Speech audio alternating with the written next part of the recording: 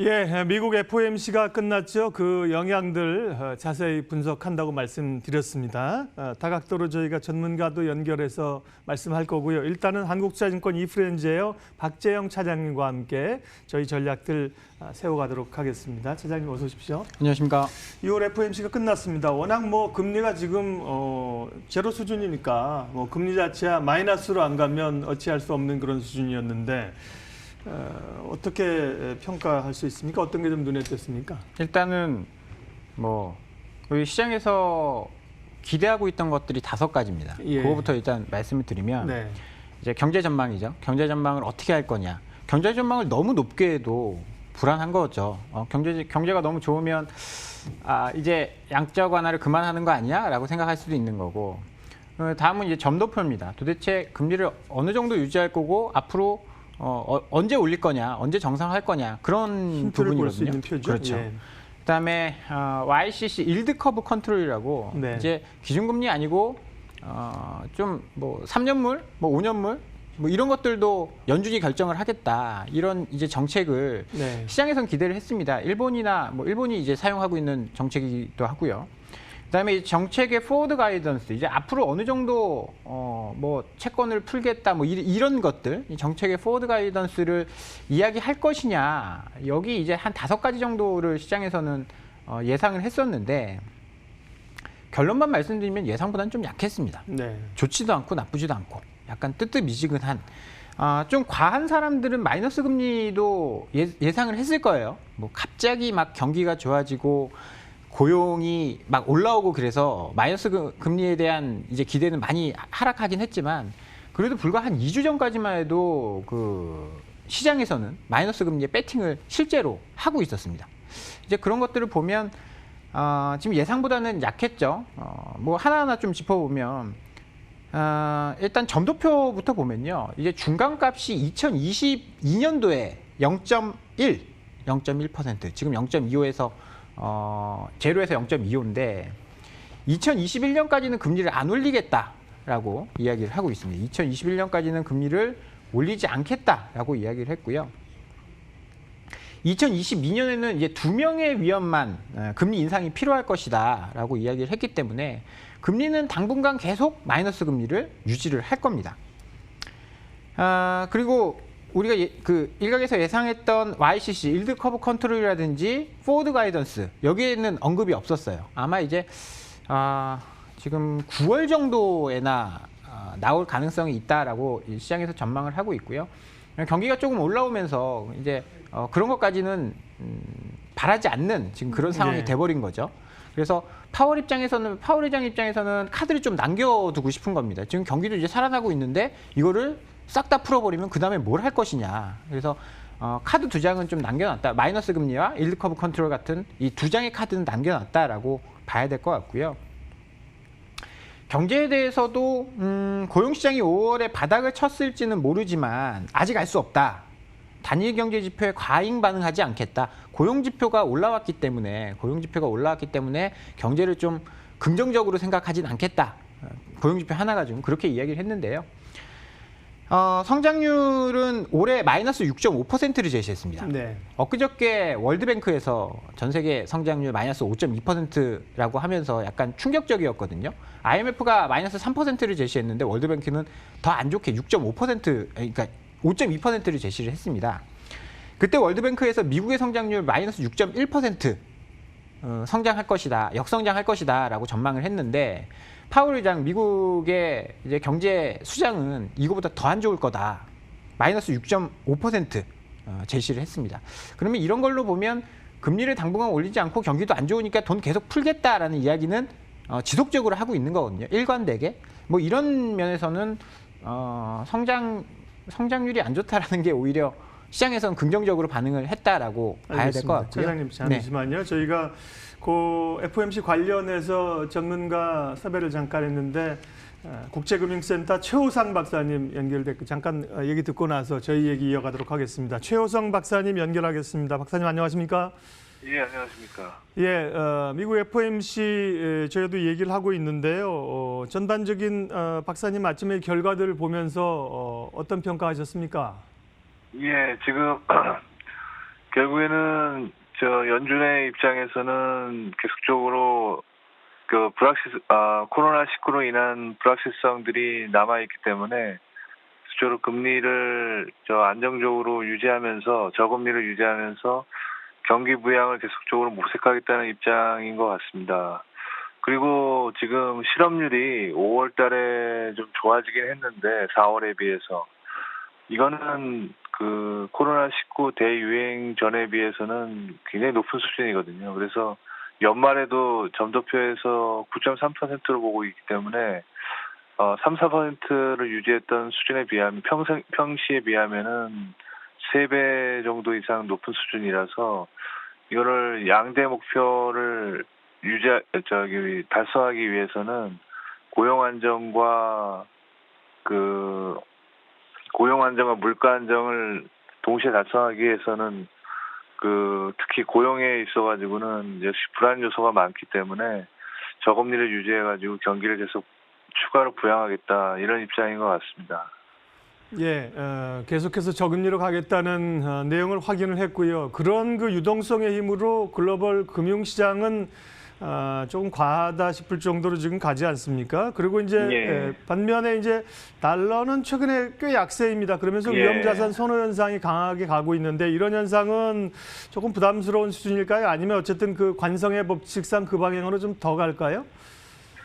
네, 원래 이제 주가라는 게 경기에 선행하는 지표로서 이제 많이 알려져 있는데 이거를 두고 전문가들 사이에서는 좀 양분이 돼 있는 것 같긴 합니다. 근데 이제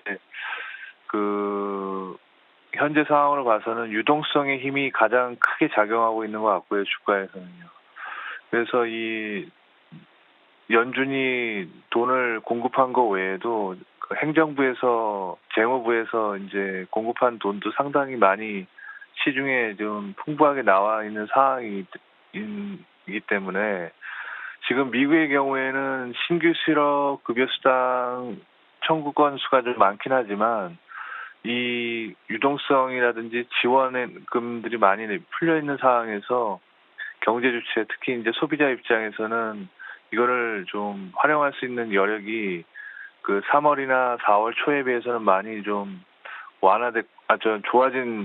여건이 좀 좋아진 상황이기 때문에 이런 자금들이 개인적인 소비 자금으로도 약간 쓰였긴 했겠지만은 이 증시로도 많이 유입되지 않았나 이렇게 보고 있습니다.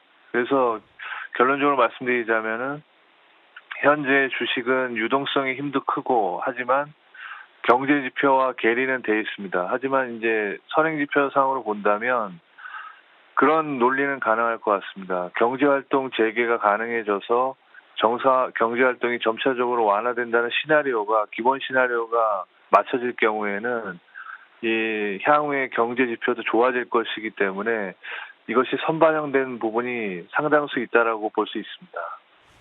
예. 그런데 주가로만 보면 코로나19 사태 이전을 거의 전 세계적으로 회복을 한 상황이고요. 국내 금융시장도 사실 3월에는 증권사나 이런 쪽으로 단기 자금 경색 이런 우려가 있었는데 그런 건 해소가 좀 되긴 했는데요.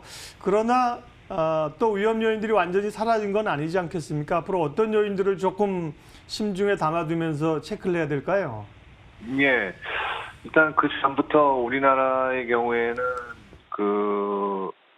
코로나19 이전부터 산업 구조의 체질 개선이라든지 무역 갈등 이런 요소들이 불안 요소로 남아 있었지 않습니까? 그래서 지금도 미중 갈등이 다시 불거지고 있고 이것이 이제 무역에 부정적인 영향을 좀 줄 가능성이 있습니다. 그래서 수출 경기는 반도체가 일시적으로 좀 살아나는 기미가 보여서 증시를 좀 견인한 부분은 없지 않아 있는데 중요한 거는 이 미국과 중국의 갈등의 틈바구니 속에서 얼마나 우리 경제가 수출 경기를 유지할 수 있느냐 이 부분이 중요할 것 같고요. 또 하나는 최근에 이제 카타르에서 조선업 선박 쪽에서 이제 좀 수주를 하긴 해서 한때 하루 정도는 그것이 상승 요소가 되긴 했는데 중요한 것은 그동안 좀 답보 상태라든지 아니면은 굉장히 구조조정 상태에 놓였던 업종들이 얼마나 빠른 속도로 그 새로운 신산업이라든지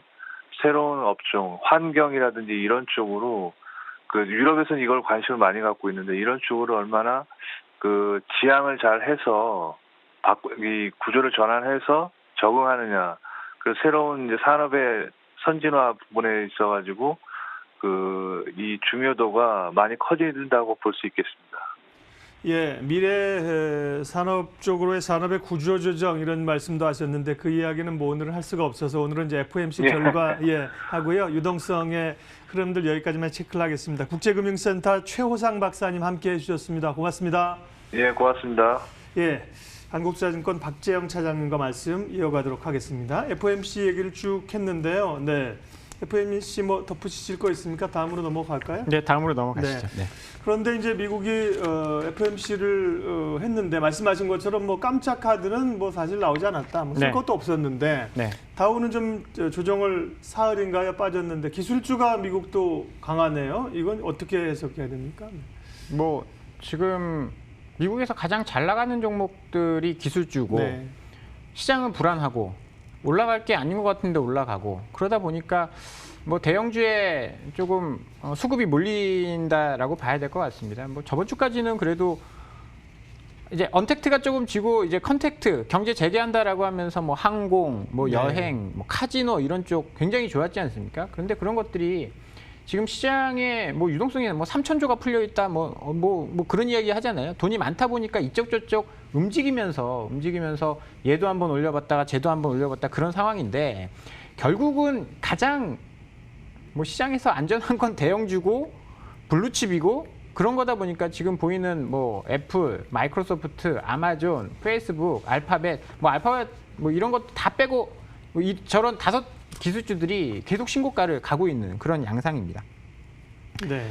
뭐 우리도 뭐 우리도 비슷한데 이제 소프트웨어라든지 언택 종목들은 밀리지 않고 잘 가고 있는 그런 상황입니다. 뭐 지금 개인들이 삼성전자를 팔고 이제 뭘 사느냐 이런 것들이 중요 화두로 나섰는데요. 그런 종목들이 강세를 보이고 있는데 결국은 개인이 이제 초반에는 삼성전자를 샀습니다. 왜냐하면 좀 불안하거든요. 뭘 살지도 모르겠고. 그리고 이제 급락에서 가장 안전하게 빠르게 올라올 수 있는 걸 삼성전자라고 봤고. 맞습니다. 그런데 사실 삼성전자의 상승은 굉장히 미미했죠.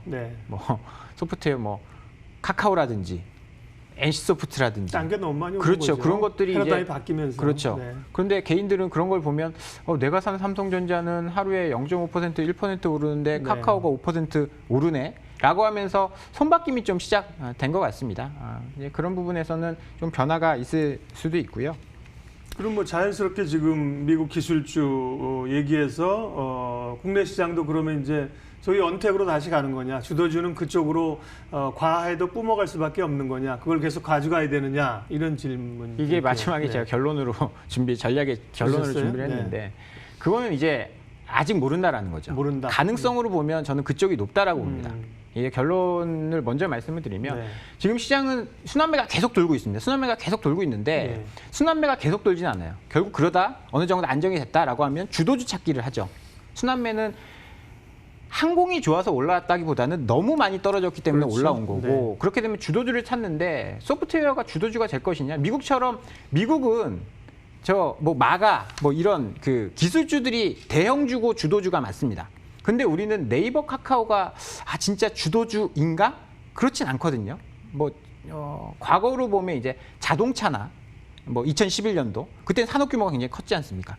2017년도로 보면 삼성전자, 반도체 이런 쪽인데 이런 쪽이 주도주고 소프트웨어는 아니었는데 미국과 달리 앞으로는 어떻게 변할지는 모르는 거죠.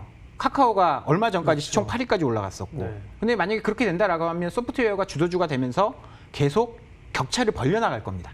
그렇지 않고 외국인이 매수를 한다. 외국인이 귀환한다라고 한다면 외국인이 가장 좋아하는 업종은 반도체거든요. 그러면 삼성전자, 하이닉스가 2017년처럼 주도주가 될 수도 있는 거예요. 그거는 뭐 지금 여기서 예상하기 굉장히 어려운 문제고. 혹은 뭐 차화정이 될 수도 있고 판이 좀 차화정이 되기에는 시간이 너무 또 우리가 산업 구조가 좀 많이 바뀌어서 물론 안 될 거라는 건 아닌데 그럴 가능성도 있습니다. 근데 그렇게 본다라고 한다면 일단은 키높이는 어느 정도 맞춰졌다고 봅니다. 2200까지 왔으니까.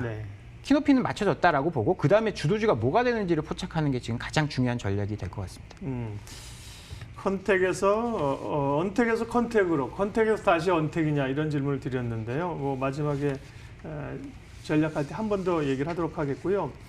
어제는 이제 말씀하신 것처럼 네이버, 카카오 결제 관련주 또 이제 뭐 QR 결제가 아니라 이제 출입할 때 네. QR 코드로 QR 코드. 기록 남긴다고 해서 그런 관련주도 올랐고요.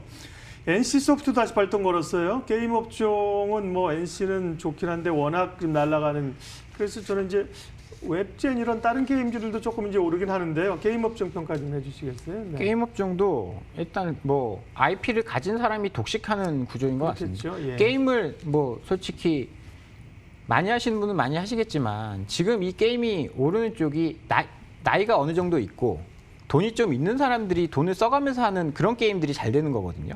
그냥 돈이 없는 중고등학생들이 막 시간 뭐 때우기용 그런 게임 업체가 잘 되는 그런 상황이 아닙니다. IP를 가진 온라인 게임, IP를 가지고 있느냐 아니냐, 뭐 NC소프트가 이렇게 잘 나가는 이유는 리니지라는 IP를 가지고 있기 때문이거든요. 그런 IP가 있느냐 없느냐의 승패가 달린 거고요. 그 리니지를 하는 아저씨들을 린저씨라고 부르거든요. 그러죠. 네. 그 린저씨들의 향수, 그다음에 이 지갑, 경쟁력, 경제력 이런 것들이 NC소프트의 가장 큰 무기가 된 것 같습니다. 지금 뭐 예전에 이제 게임 한다라고 하면 굉장히 백수 같고 뭐 할 일 없는 사람 같고 그랬는데 지금은 게임이 다 자동으로 돌아갑니다. 그래서 직장에서도 물론 이제 그러시는 분들이 좀 있을 거예요. 휴대폰을 2개 갖고 다니면서 켜놓고 다닌다든지. 그러면 휴대폰이 알아서 이제 게임을 해서 내 캐릭터를 레벨업을 시켜주거든요. 그러다 보니까 그런 게 좀 더 빨리 성장하기 위해서 뭐 거기에 돈을 쓰고, NC소프트 같은 경우에는 이번에 1분기 실적을 보니까 리니지 M 1평균 매출이 23억입니다. 하루 매출이 23억. 네. 리니지 2M은 37억입니다.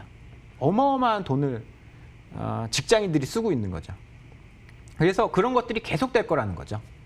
쉽게 새로운 IP를 막 나온다. 뭐 지금 이제 20대가 엄청 좋아하는 IP가 앞으로 20년간 키운다? 그러기는 또 쉽지 않아 보여요. 그래서 지금 뭐 넷마블이라든지 뭐 펄어비스라든지 몇 개 업체들 이렇게 보더라도 NC소프트와 격차가 굉장히 많이 벌어지고 있습니다. 그런 IP의 차이다라고 봐야 될 것 같고요. 이제 신작들도 또 나온다라고 해요. 블레이드 앤 소울 2, 뭐 국내에서는 신작이 출시가 된다라고 하고 해외 리니지 2M 출시를 한다라고 하니까 이런 부분들이 이제 동력이 되지 않나 싶고요. 뭐 당분간은 NC소프트 같은 업체들 계속 좀 주목을 해야 될 것 같습니다. 게임주 탑픽은 그러면 차장님 NC소프트예요? 그렇죠. 네. 지금 워낙 많이 올라서 근데. 그래도 가는 종목들이 계속 갈 거고 네. 승자 독식하는 구조가 뭐 지금 뭐 미국도 그렇지 않습니까? 구글이 유튜브로 스트리밍 이거 잡으니까 네. 유튜브만 계속 보잖아요. 지금 게임도 뭐 비슷한 현상들이 나타날 것이다라고 봐야 될 것 같습니다. 게임주 가운데는 이제 NC소프트 말씀하셨고 W 게임즈 이런 것도 꽤 많이 좀 올라왔고요. 네, 최근에. 네네네. 웹젠 이런 것들도 좀 올라왔습니다. 그러게 그 반면에 뭐 펄러비스 이런 종목들은 기대하고 있는데 좀 못 움직이고 있고요.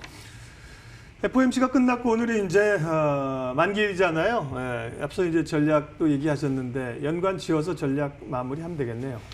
지수가 많이 올랐습니다. 네. 많이 올랐어요. 그래서 뭐 최근 이번 주 보면 전강후약 장세가 또 많이 나오고요. 왜냐하면 많이 오른 거에 대한 부담감도 있는 그런 상황입니다. 지금 이격도를 보면요. 61선 이격도가 16%. 그러니까 이격도가 많이 벌어졌다는 것은 많이 올랐다가 좀 당기는 힘이 커질 수 있다는 거거든요. 지금 차트를 보시면 이 진한 초록색 선이 61선인데 이 61선에서 지수가 많이 떨어져 있습니다. 3월 19일에도 그랬고요. 많이 떨어졌다가 급격하게 올라왔고 평균으로 회귀했고 지금도 굉장히 많이 떨어져 있는 상태여서 기술적으로는 부담이 굉장히 많이 되는 상황이고요. 밸류에이션이 지금 좀 부담이 되죠. 밸류에이션이 부담되기 때문에 무차별적으로 모든 종목을 다 올릴 수는 없습니다. 그러긴 좀 부담스러운 시장이고요. 그러면 이제 순환매는 거의 이제 마무리됐다라고 보고 주도주 찾기에 나설 가능성이 높습니다. 그러면 이제 대형주 중에서 어떤 종목이 먼저 치고 나가느냐 이거를 주목을 해서 주도주 찾기에 신경을 쓰시는 시장이 돼야 될 것 같습니다. 그럴 가능성 있는 거 또 언급을 몇 개 좀 해주고 가셔야죠. 주도지만 찾아 신경 쓰라고만 하셨는데 일단은 뭐 뜨거운 건 어쨌든 언택이나 네. 바이오 일부 종목이 뜨거웠는데 지금 말씀하신 거는 이제 그런 쪽에 과일 쪽에 뭐 붙기보다는 무시할 수는 없겠지만 뭔가 아닙니다. 좀 저는 아닐까? 그쪽으로 가야 된다고 봅니다. 앞쪽으로 가야 된다. 지금 가능성은 저는 높은 게 네이버, 카카오, 삼성바이오로직스, 셀트리온. 네. 그리고 그 다음 타자로는 좀 어렵겠지만 삼성전자, 하이닉스. 요렇게 가능성이 있다라고 보고 뭐 그 뒤에 뭐 격가지를 친다면 2차 전지, 5G, 뭐 5G, 네. 뭐 반도체, 소부장 이런 게 있겠지만 큰 줄기로 봤을 때는 언택, 소프트웨어, 바이오 네. 요런 쪽이 가장 가능성이 높지 않나라고 보고 있습니다. 일렬에 서 있는 일렬 공략 전략이네요. 그렇죠. 네. 한국투자증권 이프렌즈예요. 박재영 차장님 오늘 함께했습니다. 여기까지 하겠습니다. 고맙습니다. 감사합니다.